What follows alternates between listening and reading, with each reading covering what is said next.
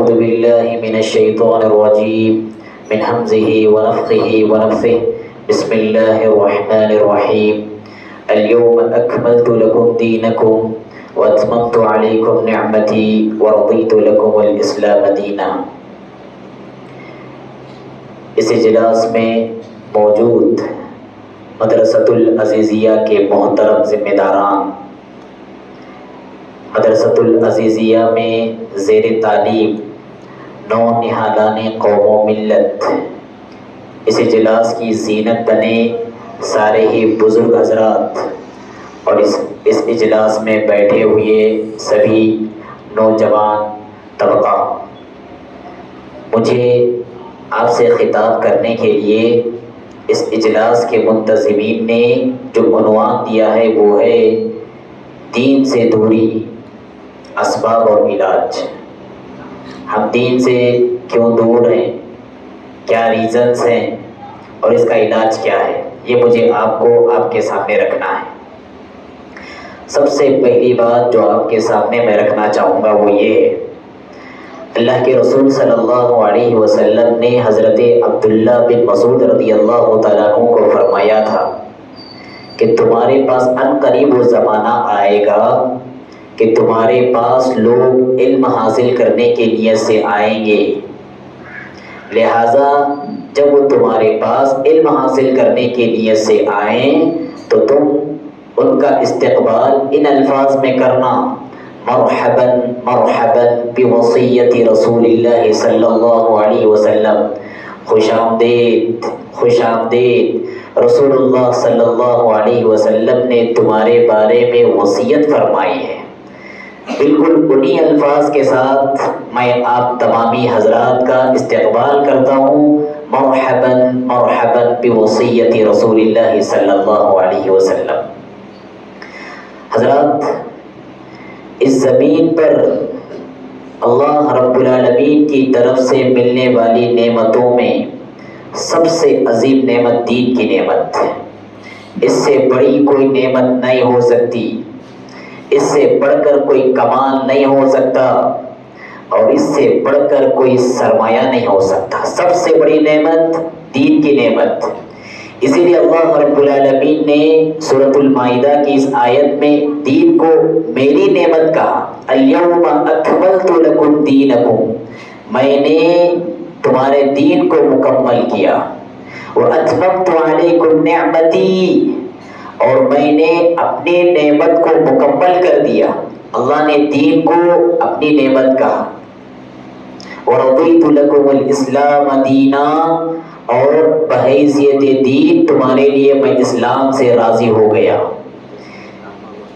امام مالک رحمۃ اللہ علیہ نے، اہل تفسیر نے اس آیت کی تفسیر میں ایک قول نقل فرمایا ہے امام مالک رحمۃ اللہ علیہ کی طرف سے۔ امام مالک رحمۃ اللہ علیہ نے فرمایا تھا، من ابتدع فی الاسلام بدعہ، جو اسلام میں نئی چیز ایجاد کرتا ہے، اسلام میں نئی چیز ایجاد کرتا ہے، دنیا میں نہیں، اسلام کے اندر، دین کے اندر، دین کے نام پر، اسلام کے اندر، اسلام کے نام پر جو چیز نئی چیز استعمال کرتا ہے، ایجاد کرتا ہے، یراھا حسنہ، اور اسے کیا سمجھتا ہے، بہت اچھی چیز ہے، فقد زعم ان محمد صلی اللہ علیہ وسلم خان الرسالہ، تو گویا کہ اس نے یہ سوچ لیا، نعوذ باللہ، اللہ کے رسول صلی اللہ علیہ وسلم نے دین کو پہنچانے میں خیانت سے کام لیا۔ کیوں؟ اس لیے کہ اسلام کی ساری کی ساری باتیں، دین کی ساری باتیں اللہ کے رسول پہنچا چکے۔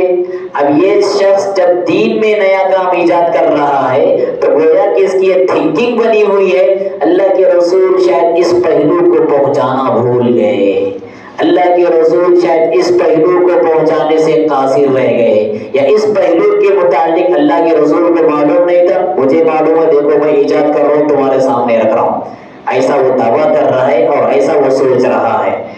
اس کے بعد امام مالک رحمۃ اللہ علیہ فرماتے ہیں، اس لیے کہ اللہ تبارک و تعالیٰ فرماتے ہیں، الیوم اکملت لکم دینکم واتممت علیکم نعمتی ورضیت لکم الاسلام دینا۔ اللہ رب العالمین نے دین کو مکمل کر دیا. آپ نے آخر میں فرمایا فما لم یکن یومئذ دینا فلا یکن اليوم دینا. جو چیز اور جو بات اس دور میں دین نہیں ہو سکتی وہ چیز اس زمانے میں بھی دین نہیں ہو سکتی. ایک ترازو ہے آپ کا ایک قول, ایک میزان ہے آپ کا قول, کہ لوگ جو باتیں کہتے ہیں اس ترازو میں تول کر دیکھنا چاہیے آیا یہ اس زمانے میں تھا یا نہیں, یا پھر یہ اس زمانے کا بہت بڑا انٹیلیجنٹ پیدا ہوا جو نئی بات بتلا رہا ہم سب کو. تو اللہ رب العالمین نے دین کو اپنی نعمت کہا تو سوچو کتنی بڑی نعمت ہے اللہ تعالیٰ کی. جیسا کہ میں نے کہا اس زمین پر ملنے والی اللہ رب العالمین کی نعمتوں میں سب سے بڑی نعمت کون سی نعمت؟ دین کی نعمت, اسلام کی نعمت. قرآن مجید کی ایک آیت میں اللہ رب العالمین نے ارشاد فرمایا, آپ اندازہ لگائیں کتنی بڑی نعمت ہے. ان الذین کفروا وماتوا وهم کفار, یقیناً جن لوگوں نے کفر کیا اور اسی حالت میں وہ مر گئے, کفر کی حالت میں مر گئے, فَلَن يُقْبَلَ مِنْ أَحَدِهِمْ مِلْءُ الْأَرْضِ ذَهَبًا. اگر ایسے لوگ زمین بھر بھی سونا اللہ رب العالمین کو فدیے میں دینا چاہے, کیوں؟ اللہ یہ سونا لے لے اور مجھے جہنم سے بچا دے. ہماری بات چل رہی تھی دین اللہ کی سب سے بڑی نعمت. قرآن مجید کی ایک آیت جس میں اللہ تبارک و تعالیٰ نے فرمایا ان الذین کفروا وماتوا وهم کفار, یقیناً جو لوگ حالت کفر میں اس دنیا سے رخصت ہو گئے, فَلَن يُقْبَلَ مِنْ أَحَدِهِمْ مِلْءُ الْأَرْضِ ذَهَبًا وَلَوِ افْتَدَىٰ بِهِ. گرچہ کہ وہ زمین پر سونا اپنے آپ کو جہنم سے بچانے کے لیے اللہ کو فدیہ دیں گے. فَلَن يُقْبَلَ مِنْ, اللہ نے کیا کہا؟ قبول نہیں ہوگا. سونا کسے کہتے ہیں؟ سونا, سونا وہ بھی کتنا؟ زمین بھر سونا اپنے آپ کو نارے جہنم سے بچانے کے لیے ایک کافر اور ایک مشرک اللہ رب العالمین کو دینا چاہے گا, فَلَن يُقْبَلَ مِنْ, اللہ نے کہا ہرگز قبول نہیں کیا جائے گا. اللہ اکبر, کتنی بڑی نعمت ہے دین. اس کی تفسیر میں ایک حدیث آپ کے سامنے رکھتا ہوں, بخاری مسلم شریف کی روایت ہے. اللہ کے رسول صلی اللہ علیہ وسلم ارشاد فرماتے ہیں کل قیامت کے دن رب العالمین جہنم کے سب سے ہلکے طبقے میں جس کو سب سے ہلکا عذاب دیا جا رہا ہے اس سے پوچھے گا. کیا پوچھے گا؟ اگر تیرے پاس زمین بھر کے خزانے موجود ہوں تو کیا تو اپنے آپ کو بچانے کے لیے وہ خزانے مجھے دے گا؟ زمین بھر خزانے اپنے آپ کو بچانے کے لیے کیا تو دے گا مجھے؟ وہ کہے گا نعم, ہاں اللہ میں دینے کے لیے تیار ہوں. اللہ رب العالمین اس موقع پر کہیں گے لقد سألتك ما هو أهون من, بندے جب تو زمین پر تھا اس سے چھوٹی سی چیز میں نے تجھ سے پوچھی تھی, وہ کیا؟ اللہ تشرک بی, میرے ساتھ شرک نہیں کرنا, خالص دین لے کر آنا میرے پاس, خالص اسلام لے کر آنا میرے پاس, عقیدہ توحید لے کر آنا میرے پاس, اور سچا مذہب لے کر آنا میرے پاس. بس اتنی چھوٹی سی چیز میں نے تجھ سے مانگی تھی, تو نے اس کو مکمل نہیں کیا. کتنی بڑی نعمت ہے دین, کتنی بڑی نعمت ہے. انسانی تاریخ کا چاہے کتنا ہی بڑا مالدار کیوں نہ ہو, اگر اس کے پاس دین نہیں ہے تو یقین مانے اس سے بڑھ کر نادار اور بھیکار انسان کوئی نہیں. اور انسانی تاریخ کا چاہے کتنا ہی نادار اور غریب انسان کیوں نہ ہو, اس کے پاس کچھ نہیں لیکن دین اس کے پاس ہے اور صحیح دین اس کے پاس ہے, تو اس سے بڑھ کر مالدار کوئی نہیں. یہ آیت بتلاتی ہے ہم سب کو کل قیامت کے دن یہ سب حالات پیدا ہوں گے. اللہ رب العالمین ان سے پوچھے گا, وہ جواب دیں گے. اللہ رب العالمین کہے گا فَلَن يُقْبَلَ مِنْ, قبول نہیں ہوگی. پہلی بات تو ان کے پاس اتنا ہوگا ہی نہیں دینے کے لیے, اور دوسری بات اگر ولو بالفرض ہوگا تو بھی قبول نہیں, ناٹ ایکسیپٹڈ, قبول نہیں ہوگا. کتنی بڑی نعمت ہے دی. ہماری زندگی میں اللہ نے مجھے جو دین دیا ہے اور آپ کو جو دین دیا ہے اس کی اہمیت کا آپ کو اندازہ لگانا ہو، حضرت نوح علیہ السلام کی زندگی سے پوچھو۔ اس روئے زمین کی سب سے محترم ہستیاں کون؟ انبیاء علیہ السلام۔ انبیاء علیہ السلام انسانیت میں سب سے محترم، اللہ کے سب سے زیادہ چہیتے بندے، انہی بندوں میں سے ایک بندے نوح علیہ السلام۔ نوح علیہ السلام جب کشتی میں سوار ہوتے ہیں، زمین چشمہ ابالتی ہے، آسمان موسلا دھار بارش برساتا ہے، بیٹے کو جب دیکھتے ہیں کہ بیٹا عذاب کا لقمہ بننے کے قریب ہے اور پہاڑ پر چل رہا ہے، بیٹے کو آواز دیتے ہیں، یا بنی ارکب معنا ولا تکن مع الکافرین، اے بیٹے مسلمان ہو جا، ایمان لا، کشتی میں سوار ہو جا، کافروں کے ساتھ مت ہو۔ قال سآوی الی جبل یعصمنی من الماء، بیٹے نے کہا پہاڑ پر چڑھوں گا، پانی سے بچ جاؤں گا۔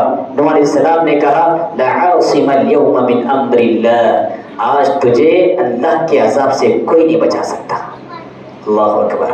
دیکھیں آپ اللہ تبارک و تعالیٰ سے کریا وزاری کر رہے ہیں، اللہ رب العالمین سے اپنے بیٹے کی ہدایت کے لیے بھیک مانگ رہے ہیں، اس کے باوجود اللہ کو دین کی نعمت سے اسے سرفراز نہ کرنا تھا، سو سرفراز نہیں ہو سکا۔ سوچو اتنے بڑے چہیتے پیغمبر جنہوں نے 950 سال تک دعوت و تبلیغ کی، اپنے بیٹے کے لیے تڑپنے کے بعد، فکر مند ہونے کے باوجود، اپنے بیٹے کو بلانے کے باوجود وہ دین کا نمبردار نہیں ہو سکا۔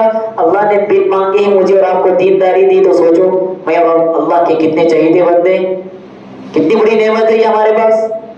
ابراہیم علیہ السلام کو دیکھیں جن کے بارے میں اللہ نے کہا وَاتَّخَذَ اللَّهُ إِبْرَاهِيمَ خَلِيلًا، اللہ رب العالمین نے ابراہیم کو دوست بنایا۔ کیسا دوست؟ ایسا دوست کہ جس دوست کی محبت میں دنیا کی کوئی اور محبت آڑے نہیں آ سکتی، خالص دوستی۔ دوستی کے بھی معیارات ہیں، دوستی کے بھی درجات ہیں، جو سب سے اعلیٰ درجہ ہے اس کو کہتے ہیں خلیل۔ اللہ نے ابراہیم علیہ السلام کو خلیل بنایا، لیکن یہی ابراہیم اپنے باپ کے حوالے سے ان کی ہدایت اور دین کو لے کر جب فکر مند ہوتے ہیں، کبھی آپ اپنے باپ سے کہتے ہیں یا ابتی لا تعبد الشیطان ان الشیطان کان للرحمن عصیا، ابو جان شیطان کی پیروی مت کیجیے، شیطان رب العالمین کا بڑا نافرمان۔ شیطان کی پیروی کرتے تھے جی، شیطان کی پرستش کرتے تھے، ان کے والد بتوں کی پجاری تھے۔ اس کے باوجود اللہ نے کہا کہ بتوں کی پوجا حقیقت میں کس کی پوجا ہے؟ شیطان کی پوجا ہے۔ مزاروں کی عبادت حقیقت میں کس کی عبادت ہے؟ شیطان کی عبادت ہے۔ اس کے بعد ابراہیم علیہ السلام نے اپنے باپ سے کہا یا ابتی انی قد جاءنی من العلم ما لم یأتک فاتبعنی اہدک صراطا سویا، ابو جان اللہ کے پاس سے میرے پاس وہ علم آیا ہے جو علم کے آپ کے پاس بھی نہیں ہے، لہٰذا آپ میری پر بھی پیروی کیجیے، میری روش پر چلیے۔ اتنی ساری دعوتی جستجو کے باوجود اتنے بڑے پیغمبر کے والد اللہ رب العالمین نے انہیں ہدایت سے محروم رکھنا چاہا، سو ہدایت سے محروم رہے۔ اللہ نے مجھے اور آپ کو صراط مستقیم کی ہدایت دی، سوچو کتنی بڑی نعمت۔ اور تو اور ہمارے اور آپ کے آخری نبی جناب محمد الرسول اللہ صلی اللہ علیہ وسلم، آپ کے چچاؤں میں ایک چچا جو مسلمان نہیں ہوئے لیکن زندگی کی آخری سانس تک آپ کا ساتھ دیے، کون چچا؟ کون سے چچا؟ ابو طالب۔ ابو طالب جن کے بارے میں علماء نے لکھا ہے جب تک وہ باحیات رہے، زندہ رہے، مشرکین مکہ کو جرت نہ ہو سکی کہ اللہ کے رسول کو جسمانی تکلیف سے دوچار کرے، جرت نہیں ہو سکی۔ لیکن یہی چچا کی جب چند سانسیں باقی رہ گئی، چند سانسیں باقی رہ گئی، اللہ کے رسول ان کے پاس آتے ہیں اور کہتے ہیں یا عم قل لا الہ الا اللہ احاج لک بها عند اللہ، چچا جان میرے کان میں ہی صحیح اب لا الہ الا اللہ کا اقرار کر لیجئے، اللہ سے لڑوں گا، اللہ اکبر، وحاج لک بہا عند اللہ، اس کلمے کے سلسلے میں اللہ سے بحث کروں گا، اللہ سے لڑوں گا، آپ کے لیے اللہ سے سفارش کروں گا، آپ کو جنت میں جانے کی اللہ سے درخواست کروں گا۔ اللہ کو ان کا ایمان لانا منظور تھا؟ انسانی تاریخ کے سب سے محترم انسان کے چچا، ان کے بارے میں وہ اتنی دعوتی فکر رکھنے کے باوجود اللہ کو ان کی ہدایت منظور نہیں تھی۔ سوچو اللہ نے بغیر مانگے ہم کو دی ہے تو کتنی بڑی نعمت ہے۔ اللہ کے کتنے قریبی بندے ہم، اللہ کے کتنے چہیدے بندے ہوں گے ہم۔ یہ بڑے بڑے نبی، یہ بڑی بڑی ہستیاں اپنے قریبی لوگوں کے اتنے فکر مند ہونے کے باوجود اللہ نے انہیں ہدایت سے محروم رکھا۔ مجھے اور آپ کو اللہ نے ہدایت دی ہے، سوچو کتنی بڑی نعمت اللہ کی ہمارے پاس ہے۔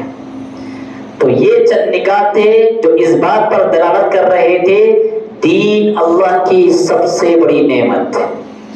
دوسرا پوائنٹ، دوسری بات، اس دین کو ہم سے چھیننے کے لیے تین طاقتیں ہمیشہ ہمارے پیچھے لگی ہوئی ہیں۔ سب سے پہلی طاقت کون سی ہے بھائی؟ کون بتائیں گے؟ سب سے پہلی طاقت جو دین کی نعمت کو ہم سے چھیننے کے لیے ہمارے پیچھے لگی ہوئی ہے، شیطان کی طاقت۔ جی بارک اللہ فیک۔ ایک ہے شیطان من الجن اور دوسرا ہے شیطان من الانس۔ دو طرح کے شیطان ہیں، انسانوں میں سے بھی شیطان ہے اور جنات میں سے بھی شیطان ہے۔ اور دوسری طاقت دین کی نعمت سے ہمیں محروم کرنے، دور کرنے کے لیے دوسری طاقت کون سی پیچھے پیچھے لگی ہوئی ہے؟ ہمارا نفس، نفس ہمارا ہمیں ہمیشہ برائی پر اکساتا ہے، برائی پر ابھارتا ہے، دین سے بیزار کرتا ہے، عبادت میں سستی کا پہلو غالب رکھتا ہے، یہ ہمارا نفس ہے۔ اور تیسری طاقت یہ دنیا ہے، دنیا، دنیا کی رنگینی، دنیا کی چکا چوند، دنیا کا جمال، دنیا کا حسن، دنیا کا عیش، دنیا کا آرام، یہ ہم کو دین سے دور ڈھکلنے کی کوشش کرتا ہے۔ اگر یہ وقت کی تین بڑی طاقتوں سے ہم نبرد آزما ہو جائیں اور ان کو شکست کھا کر ہم غالب آ جائیں تو سمجھو کہ ہم دنیا میں بھی کامیاب اور آخرت میں بھی کامیاب۔ وَأَمَّا مَنْ خَافَ مَقَامَ رَبِّهِ وَنَهَى النَّفْسَ عَنِ الْهَوَىٰ فَإِنَّ الْجَنَّةَ هِيَ الْمَأْوَىٰ۔ تیسرا پوائنٹ، دین کا تصور ہمارے پاس کیا ہے؟ ہم دینداری کس کو سمجھتے ہیں، یا دین کا تصور، دین کے بارے میں ہماری کیا تھنکنگ ہے؟ میں آپ کے سامنے رکھتا ہوں دو تین پہلو۔ ہمارے پاس دین کے بارے میں جو سوچ ہے، دینداری ہم جس کو بولتے ہیں عام طور پہ معاشرے میں کس کو بولتے ہیں؟ داڑھی لمبی چھوڑ لیے، سر پہ ٹوپی رکھ لیے، وائٹ کرتا وائٹ پائجامہ پہن لیے، دیندار بن گئے۔ کچھ لوگوں کی یہ سوچ، اور کچھ لوگ ایسے ہیں جو ظاہری چیز، ظاہری جو اعمال ہے ان کو دینداری سمجھتے ہیں، جیسے نماز پڑھ لیے، اللہ اللہ کر لیے، تہجد کی نماز پڑھ لیے، اور تھوڑے بہت گلی کوچوں میں گشت لگا لیے، وہ ان کے پاس دین کا تصور ہو، عقائد چاہے ہو یا نہ ہو، اخلاقیات چاہے ہو یا نہ ہو، معاملات کی صفائی چاہے ہو نہ ہو، ان کے پاس دین کا تصور۔ اور کچھ لوگ ایسے ہیں، سیاست کی بات کرو یہ دین ہے، حکومت کی بات کرو یہ دین ہے، حکومت الہیہ قائم کرنے کی بات کرو یہ دینداری ہے، چاہے توحید کا معاملہ کتنے ہی پیچھے کیوں نہ ہو، ان کے نزدیک دین کا تصور یہ۔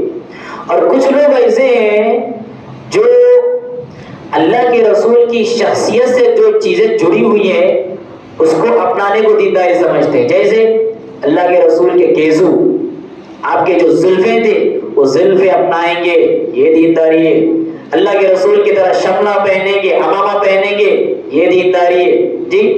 لیکن عقیدے کی فکر نہیں، اللہ کے رسول کا کیا عقیدہ تھا اس کی فکر نہیں، ان کے نزدیک دینداری ہے۔ اور کچھ لوگ ایسے ہیں جو سنتوں کے مقابلے میں بدعتوں کو دین سمجھتے ہیں، برابر 11ویں منائیں گے، یہ دینداری ہے۔ شب برات برابر منائیں گے، دینداری۔ شب معراج برابر منائیں گے، دینداری۔ سنت نہیں۔ وہ مشہور شعر جس میں شاعر نے کہا کہ نبی کا نام آتے ہی جھوم جاتے ہیں اور نبی کا نام، نبی کا حکم سنتے ہی گھوم جاتے ہیں، ویسا معاملہ ہے۔ بدعتیں ایجاد کرنے میں پیش آگے، لیکن سنتوں کے معاملے میں بہت پیچھے. لوگوں کے نزدیک دین کا یہ تصور ہے کہ حقیقی معنوں میں دینداری یہ ہے کہ حقیقی اور سچا دین وہ ہے جس کے بارے میں اللہ تبارک و تعالیٰ نے کہا تھا یا ایھا الذین آمنوا ادخلوا فی السلم کافہ ولا تتبعوا خطوات الشیطان. لوگوں پورے کے پورے دین میں داخل ہو جاؤ، ادھورے سدھورے نہیں، مکمل دین میں داخل ہو جاؤ. ولا تتبعوا خطوات الشیطان، شیطان کی پیروی مت کرو، شیطان کے پیچھے پیچھے نہ چلو. دین میں سب سے اوپر جو لیول ہے کس کا لیول ہے؟ عقیدے کا لیول ہے. سب سے پہلی چیز عقیدہ، اس کے بعد دین کا دوسرا لیول عبادات، اس کے بعد دین کا تیسرا لیول معاملات. معاملات جیسے طلاق ہے، شادی بیاہ ہے، لین دین ہے، قرض ہے، تجارت ہے، وغیرہ وغیرہ معاملات. اور دین کا چوتھا لیول اخلاقیات. یہ ساری چیزوں کو اپنانے کا نام دین ہے. اسی کے بارے میں اللہ رب العالمین نے کہا ادخلوا فی السلم کافہ یا ایھا الذین آمنوا. خطاب کسے ہے؟ ایمان والے. ایمان لانے والوں سے اللہ تعالیٰ کہہ رہا ہے ادخلوا فی السلم کافہ، اسلام میں پورے کے پورے داخل ہو جاؤ. مطلب کیا ہے؟ مطلب یہ ہے کہ تمہاری زندگی میں ابھی مکمل اسلام نہیں، خالی بس چند عقائد ہیں، چند اعمال ہیں، چند اخلاقیات ہیں، یہ نہیں چلے گا. مکمل دین میں داخل ہو جاؤ تب مکمل معنوں میں تم دیندار کہلاؤ گے. افسوس کے ساتھ کہنا پڑتا ہے ہم کو، لوگ بس داڑھی چھوڑ لیے، نمازوں کی پابندی کرنے لگ گئے، اپنے آپ کو دیندار سمجھتے ہیں، حالانکہ دینداری انہوں نے ابھی سیکھی نہیں. دیندار بننے کے لیے کیا کرنا پڑتا ہے بھائی؟ دیندار بننے کے لیے پہلے دین کی تعلیمات سیکھنا پڑتا ہے، دینداری سیکھنا پڑتا ہے. بالکل ویسے ہی جیسے ڈاکٹر بننے کے لیے کیا کرنا پڑتا ہے؟ ڈاکٹری کا علم حاصل کرنا پڑتا ہے. ڈاکٹری کا علم حاصل کرنے کے بعد ایک بندہ ڈاکٹر بنتا ہے. بالکل ایسے ہی دین کا علم حاصل کرنے کے بعد بندہ دیندار بنتا ہے. لیکن ہم بغیر سیکھے دیندار ہیں، بغیر سیکھے دیندار ہیں. تو دین کا وہ ناقص تصور، وہ ادھورا تصور جو لوگوں نے اپنے اپنے معاشرے میں اور اپنے اپنے طبقے میں رائج کیا ہے یا پھر اس کی چرچا کی ہے، یہ بالکل ناقص ہے، ادھورا ہے اور اسلام کی سچی تعلیمات کا مخالف ہے. اسی طرح سے حضرات اب اس پہلو پر ہم گفتگو کریں گے کہ وہ کون سے اسباب ہیں کہ جن کی وجہ سے ہم دین سے دور ہیں. اصل ٹاپک، اصل موضوع، دین سے دور ہم کیوں. سب سے پہلا ریزن اور سب سے پہلا سبب، عام طور پہ لوگوں کا ذہن بنا ہوا ہے دینداری اختیار کرنے میں ہمارا نقصان ہے. ہم دین کے راستے پہ چلیں گے، دنیا ہم سے چھوٹ جائے گی، دنیا کا عیش ہم سے چھوٹ جائے گا، دنیا کا آرام ہم سے چھوٹ جائے گا. لوگوں کا ایسا ذہن بنا ہوا ہے. ہماری خواہشات مکمل کرنے کے لیے ہمیں کوئی راستہ نہیں ملے گا، دین اختیار کریں گے. ہمارے جو منصوبے ہیں، پلاننگ ہے، دھن دولت پراپرٹی جمانا کمانا ہے، اس سے الگ تھلگ ہونا پڑے گا. لوگوں کا ناقص تصور. اللہ رب العالمین نے ارشاد فرمایا من عمل صالحا من ذکر او انثى وهو مؤمن، جو بندہ ایمان کی حالت میں نیک عمل کرتا ہے، عمل صالح کرتا ہے، دیندار بنتا ہے، اللہ کا یہ وعدہ ہے فَلَنُحْيِيَنَّهُ حَيَاةً طَيِّبَةً، آخرت سے پہلے اس زمین پر ہم انہیں بہترین زندگی چلائیں گے. اللہ کا وعدہ ہے، اللہ کا وعدہ ہے. دیندار بنیں گے آپ اور حقیقی معنوں میں دیندار بنیں گے، آخرت کی بہتر زندگی سے پہلے اس زمین پر ہم تمہیں بہتر زندگی نصیب کریں گے. فَلَنُحْيِيَنَّهُ حَيَاةً طَيِّبَةً وَلَنَجْزِيَنَّهُمْ أَجْرَهُمْ بِأَحْسَنِ مَا كَانُوا يَعْمَلُونَ. اور آخرت میں تو بہتر بدلہ ملنے ہی والا ہے. لہٰذا یہ تھنکنگ، یہ سوچ غلط ہے کہ دین سے جڑیں گے دنیا چھوٹ جائے گی. اللہ کے رسول کے دربار میں دیکھیں، اللہ کے رسول گھر میں موجود نہیں تھے. آپ کی خدمت میں، آپ کی بیویوں کی خدمت میں 3 لوگ آئے اور تینوں نے الگ الگ شکایتیں کی. اللہ کے رسول صلی اللہ علیہ وسلم کی دینداری کے بارے میں سوالات کیے کہ اللہ کے رسول دین پر کیسا عمل کرتے تھے. تو بتایا گیا اللہ کے رسول صبح شام دین پر اس طرح عمل کرتے تھے. انہوں نے سمجھا اللہ کے رسول تو بہت کم دینداری اختیار کرتے ہیں. ان میں سے ایک نے کہا رات رات بھر جاگ کر تہجد کی نماز پڑھوں گا، سوؤں گا نہیں۔ دوسرے نے کہا کبھی کھاؤں گا نہیں، بس روزے پر روزہ رکھتا جاؤں گا۔ تیسرے نے کہا پوری زندگی اللہ کی بندگی کے نام کروں گا، کبھی شادی نہیں کروں گا۔ دیکھیں آپ، اللہ کے رسول صلی اللہ علیہ وسلم آنے کے بعد اللہ کے رسول کو بتلایا گیا کہ ایسے ایسے 3 لوگ آئے تھے اور ایسا ایسا کہہ رہے تھے۔ اللہ کے رسول کھڑی اور کہا کون ہے جو کہہ رہا ہے کہ میں شادی نہیں کروں گا؟ وہ سن لے، میں شادی بھی کرتا ہوں اور میں نے 9 11 بیویاں رکھی ہوئی ہیں۔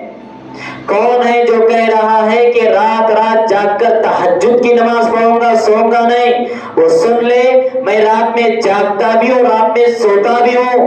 کون ہے جو کہہ رہا ہے کہ میں روزے پر روزے رکھتے جاؤں گا، افطار نہیں کروں گا، کھانا نہیں کھاؤں گا؟ وہ سن لے، میں روزہ رکھتا بھی ہوں اور روزہ چھوڑتا بھی ہوں۔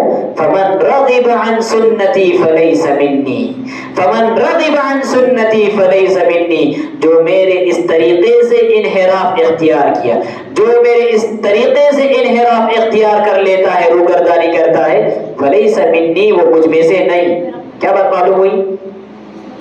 یہ بات معلوم ہوتی ہے کہ اسلام ہماری خواہشات کو دباتا نہیں، اسلام ہماری لذتوں کو کچلتا نہیں، اسلام عیش بھری زندگی، آرام بھری زندگی گزارنے سے ہمیں روکتا نہیں، بلکہ اسلام نے تو بیلنس کرنے کا حکم دیا ہے۔ اللہ کے رسول نے کہا شادی بھی کرتا ہوں میں روزے بھی رکھتا ہوں، میں عبادت بھی کرتا ہوں، رات میں سوتا بھی ہوں۔ لہٰذا دین کے بارے میں یہ جو لوگوں نے سوچ اپنائی ہوئی ہے، دینداری اختیار کریں گے دنیا چھوٹ جائے گی، دینداری اختیار کریں گے مالداری چھوٹ جائے گی، دینداری اختیار کریں گے بیوی چھوٹ جائے گی، غلط تصور ہے لوگوں کا۔ ہاں، اللہ رب العالمین نے کچھ چیزوں کو حرام کیا ہے، ان سے اپنے دامن کو بچانا ہے، لیکن اس میں بڑی اللہ کی حکمتیں ہوتی ہیں۔ اللہ نے جو چیزیں حرام کی ہیں، پہلی بات تو یہ ہے کہ وہ سراسر انسان کے لیے نقصان ہی نقصان ہے۔ جو بھی چیز اللہ نے حرام کی ہے اس میں انسان کے لیے نقصان ہی نقصان ہے۔ اگر ہماری عقل اس میں کہیں فائدہ دیکھتی ہے کہ اس میں یہ فائدہ ہے لیکن پھر بھی اللہ نے حرام کیا ہے، یاد رکھنا چاہیے کہ اس میں فائدے کا لیول بہت کم ہوتا ہے اور نقصان کا لیول زیادہ ہوتا ہے۔ اللہ رب العالمین اس لیے ہم نے منع فرمایا۔ تو یہ تصور بالکل غلط ہے کہ دین سے جڑیں گے ہمارا نقصان ہوگا، دین سے جڑیں گے دنیا چھوٹ جائے گی، دین سے جڑیں گے عیش چھوٹ جائے گا، بالکل غلط تصور ہے۔ تو پہلا ریزن ہے جس کی وجہ سے لوگ دین سے دور ہیں۔ دوسرا اور اہم ریزن، ہمارا جو نیو ایجوکیشن سسٹم ہے، نیا تعلیمی نصاب اور نیا تعلیمی نظام، اس کی وجہ سے بھی ہم دین سے دور رہے۔ آج آپ دیکھیں جتنے بھی ماڈرن اسکول ہیں یا جتنے بھی کانوینٹس ہیں، جتنے بھی یونیورسٹیز ہیں، ان میں 70 سے 80% غیر مسلم کے ہیں، اور اس میں مسلمان طلبہ پڑھنے والے کتنے پرسنٹ ہیں؟ 70 80 90%۔ جہاں پر لادینی تعلیم سکھائی جاتی ہے، جہاں پر پریئر کرنے کی تعلیم دی جاتی ہے، جہاں پر کلچرل پروگرام کیے جاتے ہیں، جہاں پر مذہبی رسومات انجام دیے جاتے ہیں، جہاں پر اللہ سے بغاوت کی تعلیم دی جاتی ہے، جہاں پر نمازوں کی پابندی کا کوئی امکان نہیں، اور تو اور جمعہ کی نماز پڑھنے پڑھانے کا کوئی سسٹم، کوئی اہتمام نہیں، بتاؤ اس نسل کے سینے میں اسلام کی محبت کیسے پیدا ہوگی؟ یہ اپنے شروع تعلیمی ہی سال سے 10th ہو گیا، +2 فرسٹ ایئر سیکنڈ ایئر ہو گیا، BA ہو گیا، MA ہو گیا، اس کی پوری تعلیمی نصاب میں کہیں بھی دین کا تصور نہیں۔ اب اس نوجوان کے دل کی دھڑکن میں اسلام کی محبت کیسے پیدا ہوگی؟ اور تو اور ستم یہ ہے، جب یہ بچہ گھر پہ آتا ہے، یہ نوجوان گھر پہ آتا ہے، وہاں بھی دین کا کوئی تصور نہیں، گھر میں بھی دین پر کوئی ڈسکشن نہیں۔ ہاں ڈسکشن ہوتا ہے گھر پہ، کس پہ ہوتا ہے؟ سیاست پر ڈسکشن ہوتا ہے، مارکیٹ میں کون سا نیا کپڑا آیا، مارکیٹ میں کون سا نیا برانڈ آیا، اس پر ڈسکشن ہوتا ہے، سیریلز کے بارے میں ڈسکشن ہوتا ہے، کون سا نیا سیریل لانچ ہوا، ڈراموں کے بارے میں ڈسکشن، کرکٹروں کے بارے میں ڈسکشن. اگر ڈسکشن نہیں ہوتا ہے تو کس کے بارے میں نہیں ہوتا؟ دین کے بارے میں نہیں ہوتا. اللہ نے کیا کہا؟ وَاذْكُرْنَ مَا يُتْلَى فِي بُيُوتِكُنَّ مِنْ آيَاتِ اللَّهِ وَالْحِكْمَةِ إِنَّ اللَّهَ كَانَ لَطِيفًا خَبِيرًا. ازواج مطہرات کے ذریعے اللہ رب العالمین نے امت کی ساری ماؤں کو پیغام دیا، اپنے گھر میں رہ کر ڈسکشن کرو تو کتاب اللہ کا ڈسکشن کرو، اپنے گھر میں رہ کر ڈسکشن کرو تو اللہ کے رسول کی سنتوں پر ڈسکشن کرو، اللہ کے رسول کے اسوے پر ڈسکشن کرو، آپ کی پاکیزہ زندگی پر ڈسکشن کرو. یہ ڈسکشن کرنے کی چیزیں، اپنے بچوں کو دین سے جوڑنے والی یہ چیزیں. تو یہ بھی بنیادی ریزن ہے کہ جس کی وجہ سے خاص کر نوجوان نسل دین سے دوری ہو رہی ہے، اور وہاں پر انہیں بہت ساری تعلیم دی جاتی ہے. ان تعلیمات میں سے جو غیر مسلم اساتذہ ہیں، نان مسلم، غیر مسلم اساتذہ نوجوانوں کے ذہن و دماغ میں اسلام کے خلاف شبہات ڈالتے ہیں، شک پیدا کرتے ہیں. جیسے کیسے شک پیدا کرتے ہیں؟ مرد اور عورت، بچہ اور بچی پیدائشی اعتبار سے، خلقت کے اعتبار سے سیم ہے. اس کے چہرے میں بھی کشش، اس کے چہرے میں بھی کشش. پھر جب یہ بڑے ہوتے ہیں تو پردے کا حکم عورت ہی کو کیوں؟ یہ شبہات. طلاق کا حکم صرف مرد کو ہی کیوں، عورت کو کیوں نہیں؟ یہ دیکھیں ڈاؤٹ. حج کے موسم میں مسلمان لاکھوں نہیں پوری دنیا سے کروڑوں لوگ جاتے ہیں اور حج کے اس موسم پر اربوں روپیہ پیسہ خرچ کرتے ہیں. کیا ضرورت ہے؟ اگر وہی پیسہ غریبوں اور رفاہی کاموں میں خرچ کریں تو غریبی دور ہو جائے. ایسے شبہات، ایسے ڈاؤٹ. کیا کرا، کیا کرے گا نوجوان؟ اسلام اور مذہب سے اس کے ذہن و دماغ میں چڑچڑاپن پیدا ہوگا یا نہیں ہوگا؟ اسلام سے بیزارگی کا مزاج اس کے اندر پیدا ہوگا یا نہیں ہوگا؟ لہذا ایسی نوجوان نسل کو سمجھانے کی ضرورت ہے. دین کا جو مقام و مرتبہ ہے، ہماری خواہشات پر اس کی بنیاد نہیں، ہمارے جذبات پر اس کی بنیاد نہیں، ہماری لذتوں پر اس کی بنیاد نہیں. دین کی بنیاد کس پر؟ رب کے قرآن پر یا محمد صلی اللہ علیہ وسلم کے فرمان پر. حضرت ابوبکر صدیق رضی اللہ تعالیٰ عنہ نے جو کہا تھا، اللہ کے رسول جب معراج سے آئے تھے، لوگ آپ کو متنفر کرنا چاہ رہے. ایسا ہو سکتا کیا؟ ایک رات میں ایک ہی شخص بیت الحرام سے مسجد اقصی، مسجد اقصی سے ساتوں آسمانوں کا سفر، پھر ایک ہی رات میں واپس. اب چندریان جو چاند پر گیا ہوا ہے، 40 دن میں اس نے سفر کیا، 40 دن میں اس نے سفر کیا.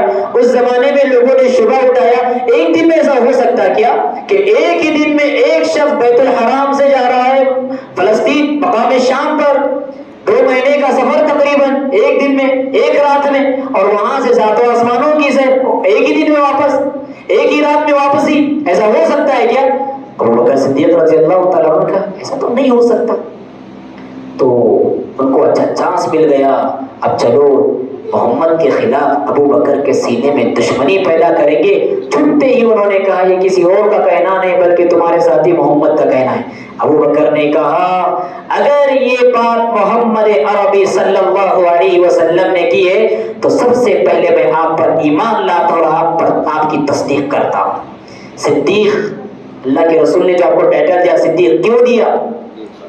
اسی موقع پر دیا کہ ایسے حالات اور ایسے اخبار کو ایکسپٹ کرنے میں جہاں تھوڑے لوگ تذبذب اور ڈگمگاہٹ کا شکار ہو رہے تھے، ابو بکر صدیق رضی اللہ تعالیٰ عنہ کے ایمان استقامت میں ذرہ برابر بھی تذبذب اور تزلزل دیکھنے کو نہیں ملا. صدیق اسی لیے کہہ رہا ہے ہماری نوجوان نسل کو بھی یہی سمجھانے کی ضرورت ہے کہ دین کی بنیاد اللہ کا فرمان اور محمد صلی اللہ علیہ وسلم کی فرمائی ہوئی حدیث ہے.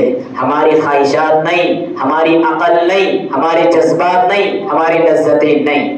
تو یہ دوسرا ریزن ہے، دوسری بنیاد ہے کہ جس کی وجہ سے نوجوان نسل خصوصیت کے ساتھ دین بیزار ہو رہی ہے. تیسرا سبب اور تیسرا ریزن جو بہت اہم ریزن ہے وہ کیا ہے؟ وہ یہ ہے کہ دین کی اہمیت کا ہمیں احساس نہیں. اور وہ کیوں احساس نہیں؟ اس لیے کہ دین ہم کو مفت میں ملا ہوا ہے، وراثت میں ملا ہوا ہے. ہمارے دادا مسلمان، ہمارے پردادا مسلمان، ہمارے ابا مسلمان، ہم مسلمان. وراثت میں ہم کو دین ملا ہوا ہے، مفت میں ہم کو دین ملا ہوا ہے، اس لیے دین کا احساس ہمارے اندر بالکل نہیں۔ اگر دین کی اہمیت کا احساس کرنا ہو، جیسا کہ شیخ محترم ابھی ارشاد فرما رہے تھے، صحابہ کی قربانیوں پر ذرا ایک نظر آپ ڈالیں، آپ کو معلوم ہوگا کہ کتنی جاں فشانی سے یہ دین ہمارے پاس پہنچا ہوا ہے۔ جب کبھی تختہ دار نے بلایا، جب کبھی آزمائشوں نے دعوت دی، جب کبھی امتحانات نے پکارا، جب کبھی مقتل نے دعوت دی، اور جب کبھی دارالرسل نے صحابہ کرام کو بلایا، اسلام کے لیے، دین کے لیے سینہ سپر ہو کر آگے بڑھنے والے صحابہ تھے، جو یہ کہہ رہے تھے گویا کہ شاعر کی زبانی، باطل سے دبنے والے اے آسمان نہیں ہم، باطل سے دبنے والے اے آسمان نہیں ہم، سو بار کر چکا ہے تو امتحان ہمارا۔ حضرت بلال رضی اللہ تعالیٰ عنہ کو مکہ کی ریتیل یا تپتی زمین پر لٹایا گیا، گرم گرم پتھر آپ کے سینے پر رکھے گئے، کس لیے؟ دین کی خاطر۔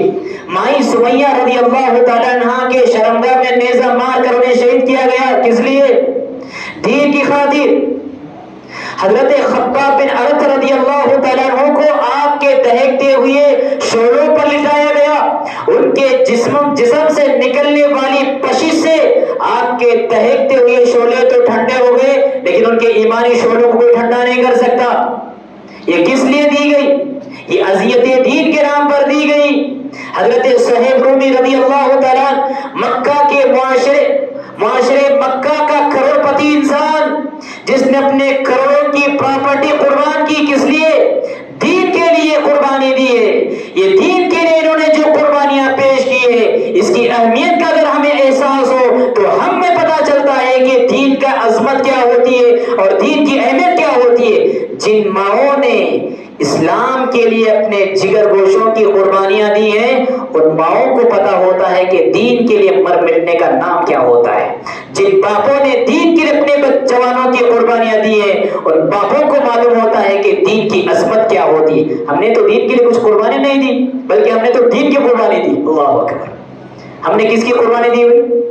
دین کی قربانی دی ہم نے، دین کا گلا دبایا ہم نے، دین کو ذبح کیا ہم نے۔ کتنے معاملات ایسے ہمارے جن میں ہم قدم قدم پر دین کو ذبح کر رہے ہیں، صبح سے شام تک کے معاملات کو لے کر، فجر کی نماز سے لے کر عشاء کی نماز تک کے معاملات دیکھیے ہمارے، نمازوں کی فہرست دیکھیے ہمارے، عقیدے کے معاملے میں دیکھیے ہمارے۔ ہماری حیثیت یہ ہے کہ بس سونے کی چمک کے سامنے ہمارے ایمان کا چمکمان پڑ جاتا ہے، ہماری یہ حیثیت، دین کو ذبح ہم کرتے ہیں۔ دین کی اہمیت کا احساس کرنا بہت ضروری ہے۔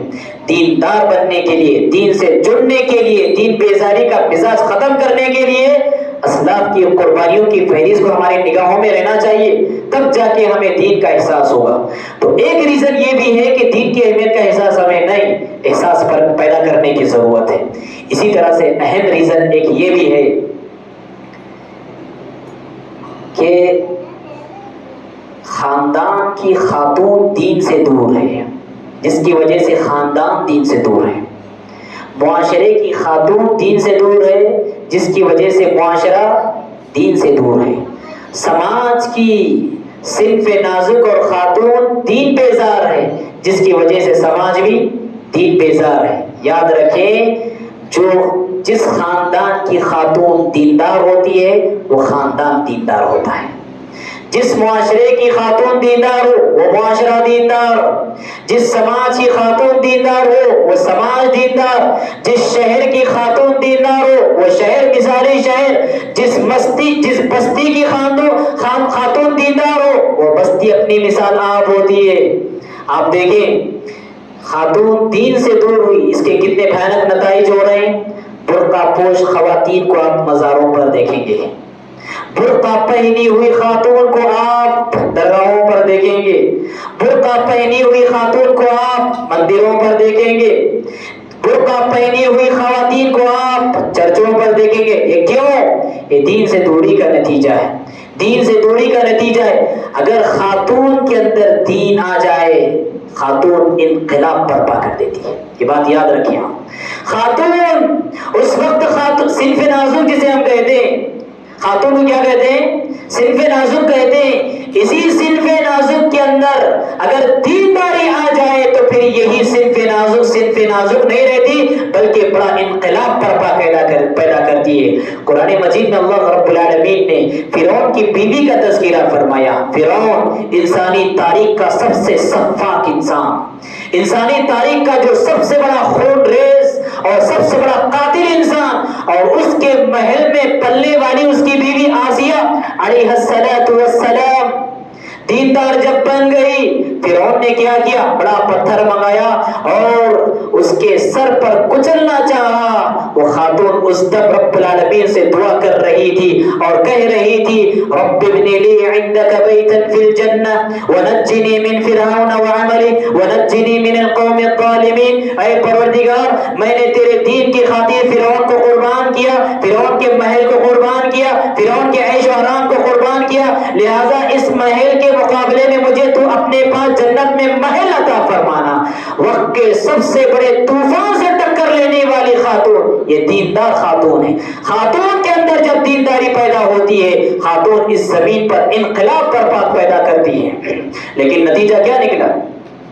آج کی خاتون نتیجہ کیا نکلا دین سے دوری کا؟ آج بہت ساری مسلم بہنیں غیر مسلموں سے اپنا رشتہ ناتا توڑ کر دین کے گردن پر چھری چلا رہی ہے۔ یہ کتنا افسوسناک پہلو اور کتنا افسوسناک واقعہ ہے۔ کیوں ایسا ہو رہا؟ کیوں ایسا ہو رہا؟ ایک 20 سال تک مسلم باپ کی تربیت میں پلنے والی بچی، 25 سال تک مسلم گھرانے میں جینے والی بچی، آخر کون سا ایسا حادثہ ہو جاتا ہے کہ یکایک اپنے دین کے لبادے کو اتار پھینکتی ہے اور پھر غیر مسلم کا لبادہ اوڑھتی ہے، اس کے ساتھ شادی رچا کر دین و مذہب اسلام کی سب کی قربانی دے دیتی ہے؟ کیوں؟ بنیادی وجہ یہ ہوئی کہ دین کی بنیاد پر جو ہم اس کی تربیت ہمیں کرنی چاہیے تھی وہ تربیت ہم نہیں کر سکے۔ ایک غیر مسلم کے الفاظ ہیں، غیر مسلم ایک کافر کے الفاظ، ایک مشرک کے الفاظ سمجھ لیجئے۔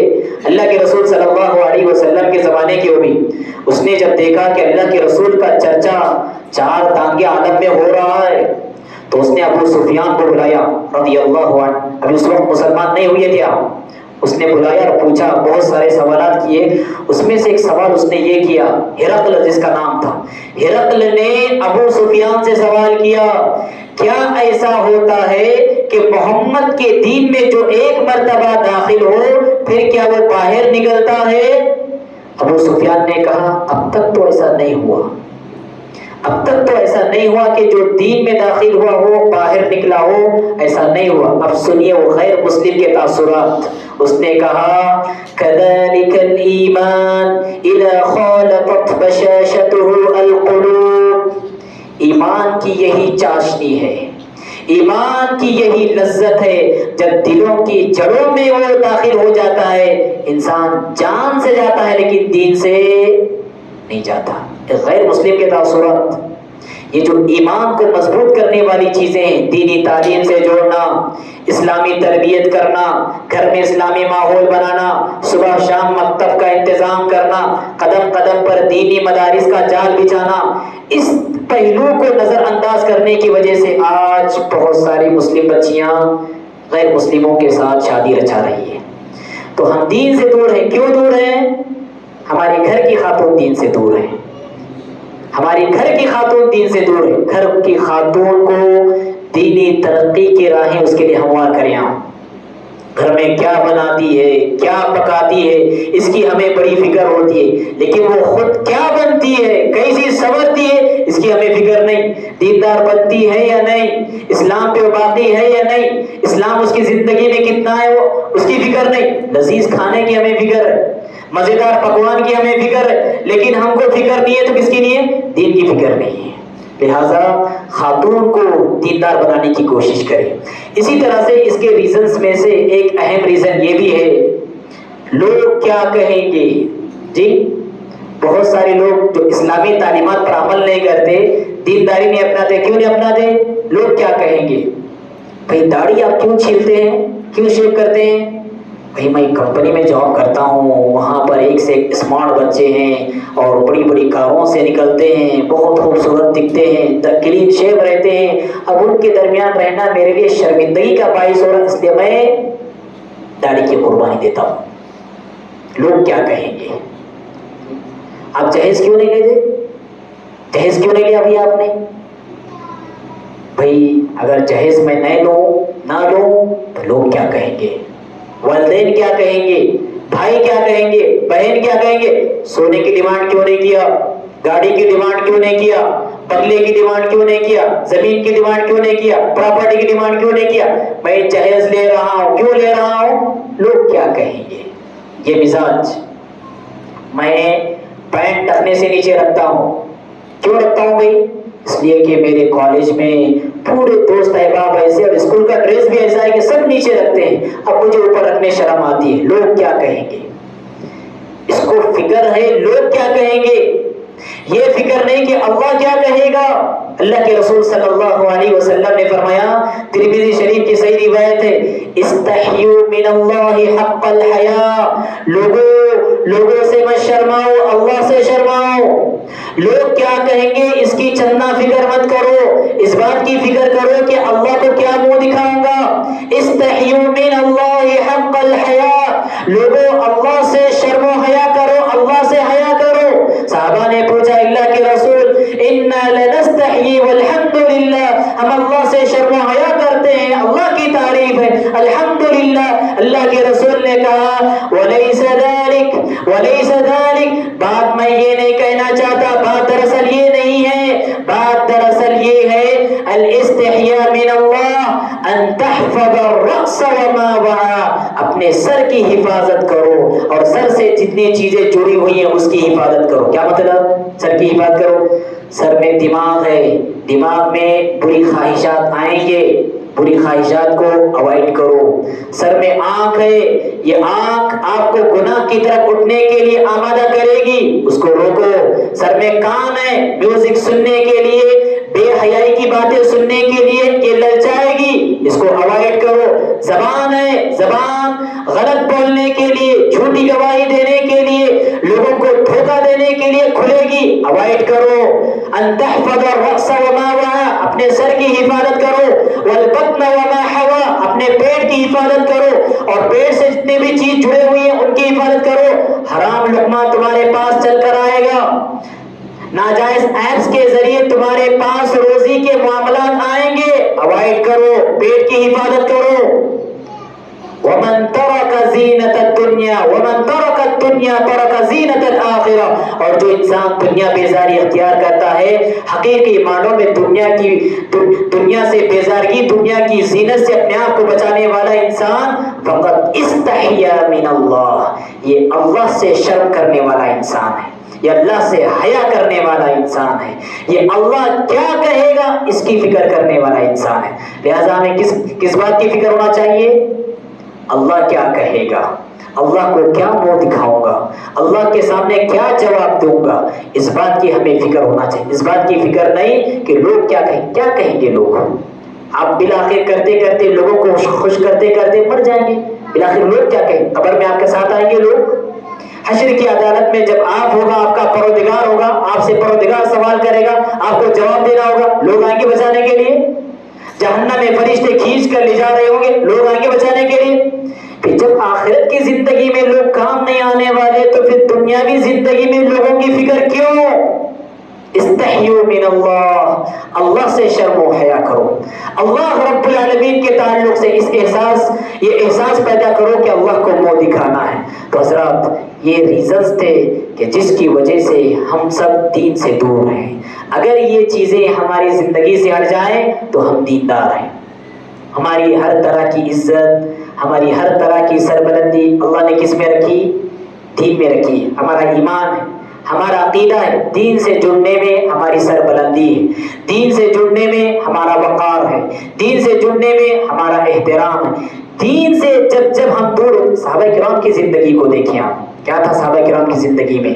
صحابہ کرام کی زندگی موبائل فون تھا جس کو ہم ترقی کا نام دے تھا، ہماری طرح انٹرنیٹ ان کے پاس تھا، ہماری طرح ان کے پاس چاند تک پہنچنے کے وسائل ان کے پاس تھے، ہماری طرح کیا ان کے پاس ایک ملک سے دوسرے ملک منٹوں میں بلکہ سیکنڈوں میں پہنچنے کے آلات تھے؟ نہیں تھے، بالکل نہیں۔ صحابہ کرام کی زندگی اتنی سیدھی سادہ، سبحان اللہ، کھجور کھاتے تھے صحابہ کرام، اونٹ پر سواری کیا کرتے تھے، مٹی کے بنے ہوئے گھروں میں رہا کرتے تھے، لیکن عزت اور وقار ایسا ان کی زندگیوں میں تھا، احترام کا درجہ ان کے پاس ایسا تھا، جھونپڑی میں رہنے والے صحابہ سے محلوں میں رہنے والے بادشاہ تک کپا جایا کرتے تھے۔ یہ کیوں؟ کیا تھا ان کے پاس؟ ان کے پاس بہت بڑا ہتھیار دینداری تھا، ان کے پاس بہت بڑی طاقت اسلام کی طاقت تھی، ان کے پاس بہت بڑا سرمایہ اسلام کا سرمایہ تھا۔ حضرت عمر بن خطاب رضی اللہ تعالیٰ عنہ نے فرمایا تھا، اِنَّا كُنَّا أَذَلَّ أُمَّةٍ فَعَزَّنَا اللَّهُ بِالْإِسْلَامِ، ہم دنیا کی سب سے ذلیل ترین قوم تھے، عروج اللہ نے عطا کیا ہے، سربلندی اللہ نے عطا فرمائی ہے، ترقی اللہ نے عطا فرمائی ہے تو اسلام کے ذریعے۔ وَمَهْمَا ابْتَغَيْنَا الْعِزَّةَ بِدُونِ أَذَلَّنَا اللَّهُ، دین کو چھوڑ کر دوسری چیزوں میں ہم عزت کو تلاش کریں گے، اللہ رب العالمین اس زمین ہی پر ہمیں ذلیل کر کے رکھ دے۔ اور آج یہی سب کچھ ہو رہا ہے۔ ظہر الفساد فی البر والبحر بما کسبت ایدی الناس لیذیقہم بعض الذی عملوا لعلہم یرجعون، خشکی میں، تری میں، سمندر میں، زمین میں، ہر جگہ بگاڑ اور فساد پنپ رہا ہے۔ کیوں؟ بما کسبت ایدی الناس، لوگوں کی بدعمالیوں کے نتیجے میں۔ لعلہم یرجعون، اللہ چاہتا ہے کہ تم دین کی طرف لوٹو، اللہ چاہتا ہے کہ تم اسلام کی طرف لوٹو، اللہ چاہتا ہے تم قرآن کی طرف لوٹو، اللہ چاہتا ہے تم سنت رسول کی طرف لوٹو، اللہ چاہتا ہے تم اسوہ محمدی کی طرف لوٹو، اللہ چاہتا ہے تم سیرت طیبہ کی طرف لوٹو۔ لعلہم یرجعون، جب دین سے ہم جڑیں گے، اللہ رب العالمین کا وعدہ ہے اس زمین پر اللہ سربلندی عطا فرمائے گا۔ وَلَا تَهِنُوا وَلَا تَحْزَنُوا وَأَنْتُمُ الْأَعْلَوْنَ إِن كُنتُم مُؤْمِنِينَ، بس ہمت نہ ہو، بزدل نہ ہو، تم ہی سربلند رہو گے، لیکن شرط کیا ہے؟ ان کنتم مؤمنین، اگر تم اپنے اندر ویسا ایمان پیدا کرو۔ انہی چند کلمات کے ساتھ میں اپنی بات کو ختم کرتا ہوں اور رب العالمین سے دعا کرتا ہوں، بار الہ ہم سب کو خالص دین سے جڑنے کی توفیق عطا فرما۔ رب العالمین ہمارے دل میں دین کی سچی محبت پیدا فرما، پیارے نبی صلی اللہ علیہ وسلم کی سچی محبت ہمارے دلوں میں پیدا فرما۔ بار الہ جب تک اس زمین پر رکھے، ایمان، اسلام اور دین پر باقی رکھے، اور جب اس دنیا سے ہمیں اٹھا لے تو دین پر اٹھا لے۔ میں نشست دعا کرنے کے بعد یہاں کے محترم ذمہ داران کا دل کی گہرائیوں سے شکر ادا کرتا ہوں، مدرسے عزیزیہ کے ذمہ داروں کا، یہاں کے بزرگوں کا، یہاں کے نوجوانوں کا، سب کا میں دل کی گہرائیوں سے شکر ادا کرتا ہوں، اور اس کے آپ نے مجھے اس ناچیز کو یہاں بیٹھ کر کچھ کلمات کہنے کا موقع نصیب فرمایا۔ میں سب کے حق میں دعا کرتا ہوں، رب العالمین سب کی کوششوں کو قبول فرمائے، رب العالمین سب کی محنت میں رنگ بھر دے، رب العالمین سب کو صحت و عافیت بھری زندگی عطا فرمائے۔ وآخر دعوانا ان الحمد للہ رب العالمین۔